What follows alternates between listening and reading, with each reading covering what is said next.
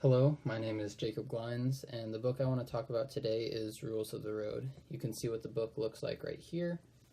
The author of this book is Joanne Bauer, and this particular book's genre is fiction, although I'd also call it a realistic fiction. It's very relatable and realistic, especially to people my age. In my opinion, I'd give the book a 9 out of 10. This is because me personally, I don't really read books all that often, but this book really made me want to just sit down and invest my time into reading Rules of the Road. In the start of the book, we're introduced to the main character, Jenna. She's a teenage girl who's not very tall, not very athletic, and she's not all that pretty. We also learn about her dysfunctional family that's constantly brought up throughout the book. Jenna works at a shoe store, and she's very good at her job. She loves helping old people, helping kids, and she's become very good at finding the perfect pair of shoes for each customer. We learn from this that she's a very caring person. It's also for this reason that the owner of the shoe company hires her as her personal driver for the summer.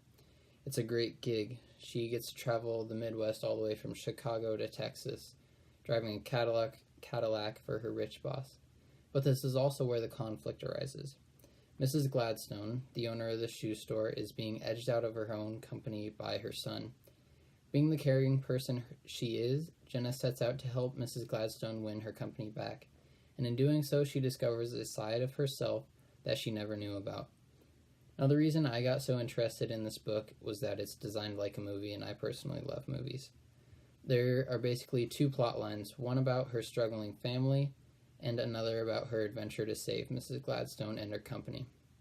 An excerpt from the book that relates these two are, "Sleep tight, Mrs. Gladstone, tomorrow is another day." My grandmother used to say that to me in faith when she tucked us in bed.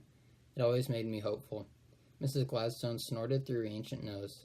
"Thank you, Jenna," she said softly. "I appreciate that."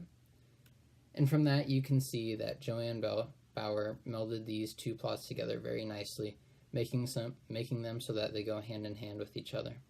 This would be the main reason why I would recommend this book to other people.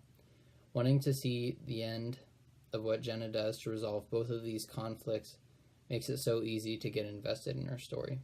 Thank you for listening.